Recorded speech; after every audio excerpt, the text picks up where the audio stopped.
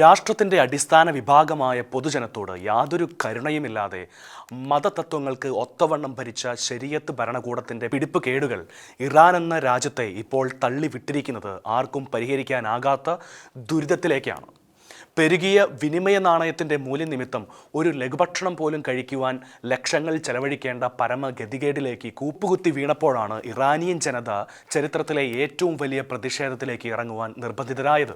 എന്നാൽ അവരുടെ ജീവിക്കുവാനുള്ള അവകാശത്തിന് വേണ്ടിയുള്ള പ്രതിഷേധമായ ആ പ്രക്ഷോഭത്തെ കൂട്ടക്കൊല നടത്തി അടിച്ചമർത്തുകയാണ് ഖമേനി ഭരണകൂടം. ഇറാനിൽ കൊല്ലപ്പെട്ട സമരക്കാരുടെ വിശദാംശങ്ങൾ ഇന്നുവരെ കേവലം അഭ്യൂഹങ്ങളായിരുന്നു. കാരണം 6 ദിവസമായി ഇന്റർനെറ്റ് ബന്ധങ്ങൾ പൂർണ്ണമായി വിച്ഛേദിച്ചുകൊണ്ട് നടത്തിയ ഭരണകൂട ഭീകരതയുടെ നരനായാട്ടിൽ എത്ര പേർ കൊല്ലപ്പെട്ടു എന്ന കാര്യം ഊഹിക്കുവാൻ മാത്രമേ കഴിയുമായിരുന്നുള്ളൂ.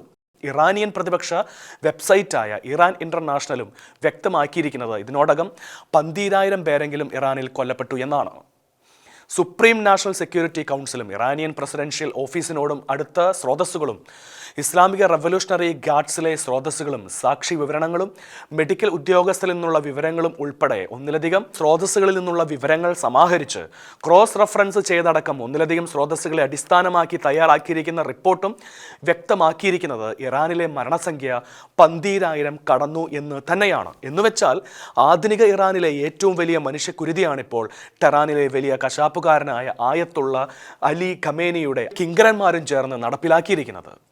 ജനുവരി 8, 9 തീയതികളിലെ രാത്രികളിലാണ് സുപ്രീം നേതാവ് അലി ഖമേനിയുടെ തിട്ടൂരമനുസരിച്ച് റവല്യൂഷണറി ഗാർഡുകളെയും ബാസിസ്റ്റ് സേനയും ഇറാനിലെ പൊതുജനങ്ങളായ പ്രതിഷേധക്കാരെ കൂട്ടുകുരുതി നടത്തിയത്.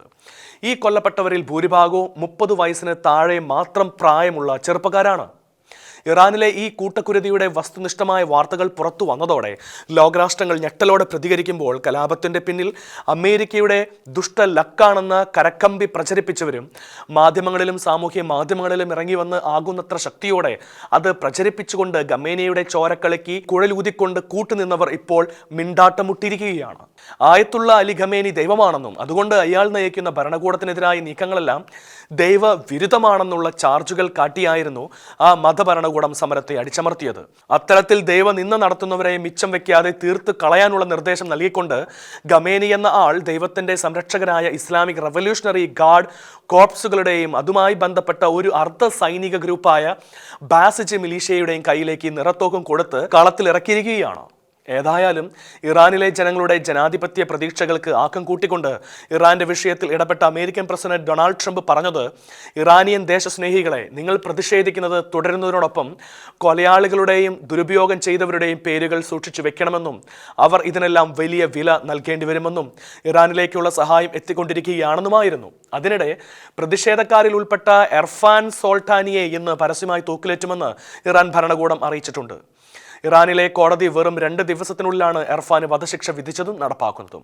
ഇറാനിൽ വധശിക്ഷയ്ക്ക് വിധിക്കപ്പെട്ട തടവുകാർക്ക് സാധാരണയായി പ്രിയപ്പെട്ടവരുമായി അവസാന നിമിഷങ്ങൾ ചെലവഴിക്കുവാൻ അനുവദിക്കാറുണ്ട്. എന്നാൽ വധശിക്ഷയ്ക്ക് മുൻപ് എർഫാനെ കാണുവാൻ അനുവദിക്കുമെന്ന് ഇറാനിയൻ അധികൃതർ കുടുംബത്തോട് പറഞ്ഞിട്ടുണ്ടെങ്കിലും ഇതുവരെ അത് അനുവദിച്ചിട്ടില്ല. ഇതെല്ലാം കണ്ട് രോഷാകുലനായ ട്രംപ് അവരെ തൂക്കിലേറ്റുകയാണെങ്കിൽ നിങ്ങൾ ചില കാര്യങ്ങൾ കാണുവാൻ പോകുകയാണ്, അവർ അങ്ങനെ ചെയ്താൽ ഞങ്ങൾ വളരെ ശക്തമായ നടപടി സ്വീകരിക്കുമെന്ന് കൃത്യമായി പറഞ്ഞു വെച്ചിട്ടുണ്ട്. അത് വ്യക്തമാക്കുന്നത് ഇറാനെതിരായ ഒരു അമേരിക്കൻ ആക്രമണം അതിൻ്റെ കൊടുമുടിയിൽ എത്തുവാൻ സാധ്യതയുണ്ട് എന്ന് തന്നെയാണ്. അങ്ങനെ വന്നാൽ ഇറാൻ എന്ന മതഭീകര രാഷ്ട്രത്തിലെ ജനങ്ങൾ സ്വാതന്ത്ര്യത്തിൻ്റെയും പരിഷ്കാരത്തിൻ്റെയും നന്മകൾ അനുഭവിക്കുന്ന ദിനങ്ങളായിരിക്കും ഇനി ഉണ്ടാവുക.